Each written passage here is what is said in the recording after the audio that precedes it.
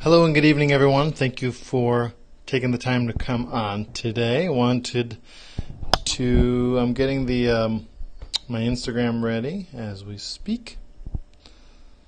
So we are officially live. So thank you for coming on. Again, John Ruman with the Sales Training Academy. I hope you're having an incredible night. And in 3 weeks, the course starts, which is 6 weeks to sales mastery.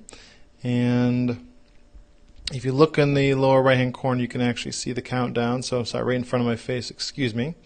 21 days. I gotta move it, sorry.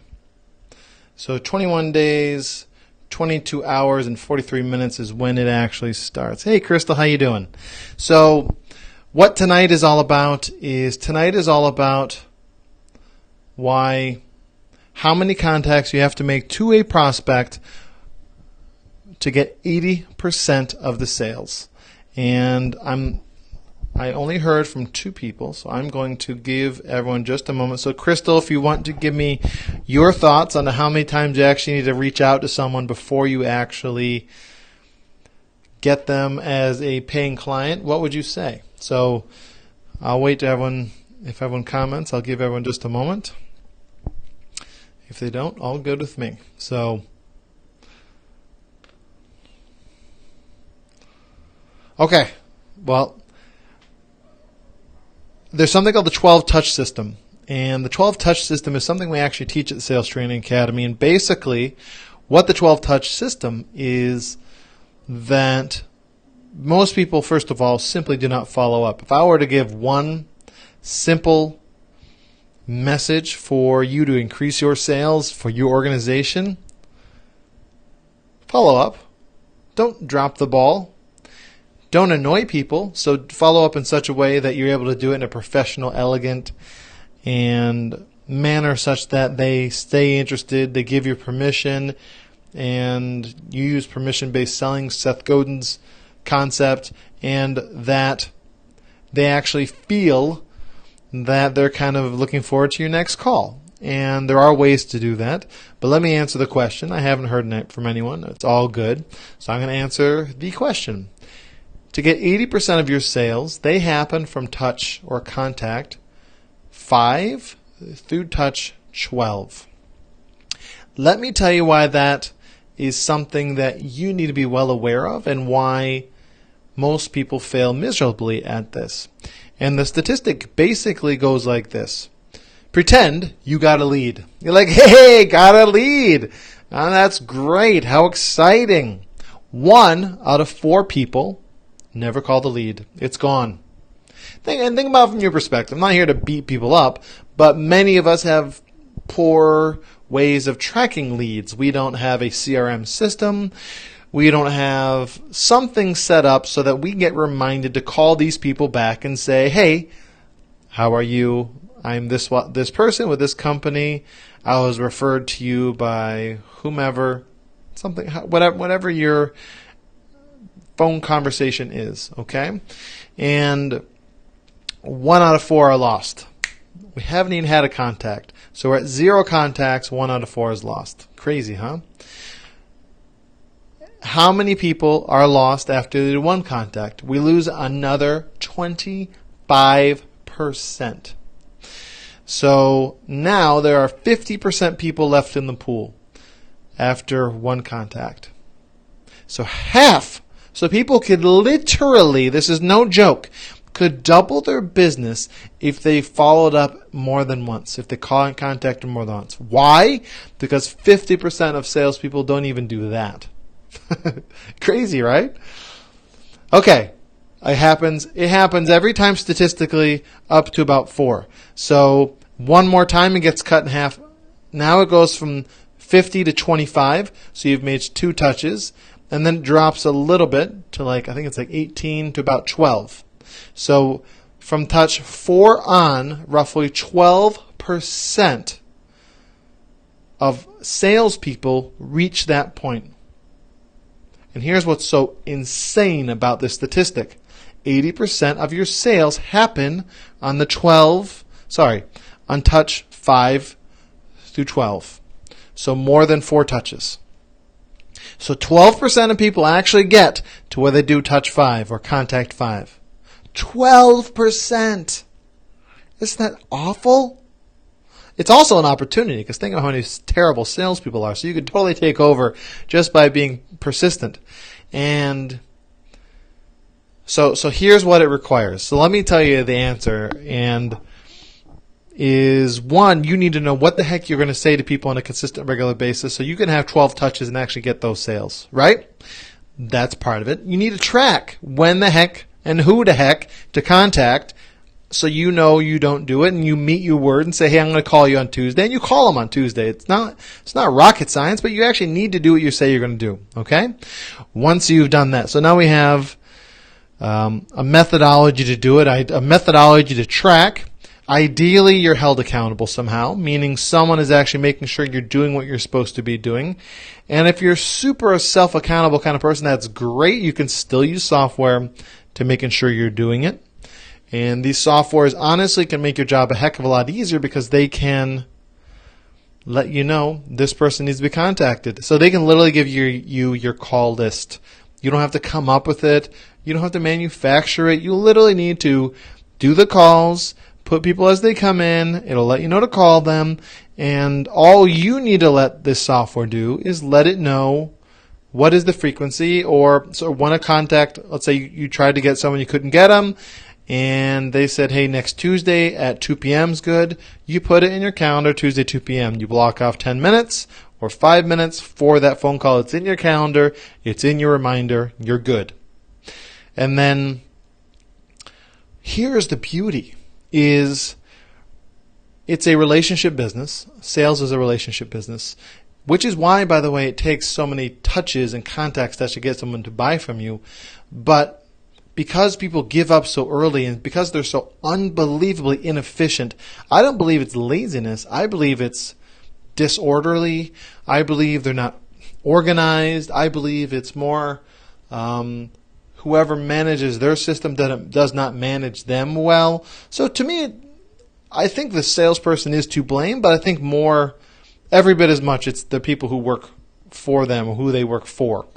And there are a few simple ways to get out of this. So CRMs are very powerful systems. Excel spreadsheets can do this. Problem is you can lose your Excel spreadsheet, so you have to have it in the cloud. But you need some way to track this. It can be Google reminders. I don't care what it is. Whatever works for you. And once you find what works for you and what gives you, the problem with like Google and Excel and all that is you may lose some of the really important information. So if you have 10 people and that's your client potential base, you'll remember everything. But when you have hundreds of people to call, and last Tuesday Sally took her daughter to her 4-year-old's birthday party, and when you call Sally back and you're like, good afternoon, Sally, this is John Ruman with XYZ Corporation. How are you doing today? Good. The last time we talked, you were taking your daughter to her birthday party. How was that? How'd you guys go? She have a good time? That's wonderful. Congratulations. 4 years. Good for you, or whatever old she is. And again, you have the notes right in front of you. And what I often encourage people to do is when they get the phone call from XYZ, say, oh, I'm sorry, who is this? Okay, excellent. Hey, let's pretend the name is Jacob. Hey, Jacob, can you hold on just a second? I'm right in the middle of something, but if you want to hold 30 seconds, I can either call you back or whatever works for you. Okay, good. Hold on just a sec. I'll be right there. And then you get the information. And then, hey, Jacob, how you doing, man? Last time we talked, we were talking about da-da-da, and you're on because you have the notes in front of you and you're ready to take more notes. So you're more ready for the next time, okay? And you don't look like a slop. You don't look like a slouch. You look like a real professional, which is your job. And your job is to track this such that it doesn't become hard. This is not rocket science. Don't make it hard for you. I would say get a simple CRM. And if you want a CRM or CRMs to recommend, I would be happy to recommend some very quality CRMs. But at least start with an Excel spreadsheet. Start with something and make sure you begin contacting these people. Most people fail miserably simply because they do not follow up. So stop being average and be exceptional. So if you make 5 contacts for every person, you'll be far above more than almost 90% of the other salespeople in the world. Insane, right? Insane. But if you want to be the best, which I'm hoping you are since you're watching this video, you need to implement a 12-touch system such that you don't fall behind the 8 ball and that you actually maximize the sales that you have and the impact for you and your business, and you maximize profitability. So right now, I've already told you that if you contact someone twice, you are doubling your business compared to most salespeople. Crazy, huh? And if you contact people 5 times, you're now producing roughly 4 times as much business as the typical salesperson. Insane, right? It's all statistics. So, but if you are able and willing to learn how to do this in a permission-based selling aspect and get a system around it and find a level of accountability, magic will happen. And when you begin doing this, your business will turn around, and I applaud you in advance. So if what you've learned today was of value to you and you're like, wow, this is really good stuff, this is some of what we teach at the Sales Training Academy. And those of you who are on the Facebook side of this, you can see how much time's left. There's 21 days till the next class starts. It starts on the 7th of June. And let me tell you a little bit about the class. So if you're interested, you can let me know. And all you have to do is reach out to us, either direct message. You can call or WhatsApp my cell, 744-8555. Again, 744-8555. And so here's the course. It is 6 modules. It's all simulation-based, all role-playing, which, by the way, is the best way to learn because you actually retain 90% of what you learn. You retain 20% for books. 10% for reading and 20% for writing. So it's terrible statistically to take a seminar-style class, which is why we do role-play and simulations. Anyway, so there's no written homework. It's just drill and rehearse, and you'll become exceptional, I promise. So what's going to happen now is, so let me tell you the courses. So the first one's all about conditioning your mind, your body, learning self-talk, learning how to eat better, how to create a day that is powerful and impactful for you and those you happen to interact with. Next class is all about networking. And also in class only also talk about the elevator pitch, which is you talking to someone, telling them exactly what you do in a concise manner. And just think about how many times you get asked, hey, what do you do?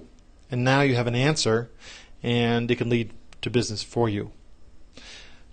And let people know, most people are very unconfident as to comes to what they do. This will allow you to kind of change that and shift that by knowing your elevator pitch. And you'll become better at it the more you do it. Okay, so that is class 1. Class 2 is networking, everyone's favorite thing. And I just did a live the other day about networking because it's so powerful, which is how to talk to strangers, what you say, so that you can actually build a genuine connection with them and get your relationship going. So that is class 2, and we role play an actual networking.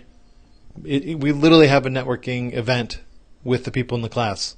And what's really cool is there's 2 minutes per role play, and they love it because it actually shows you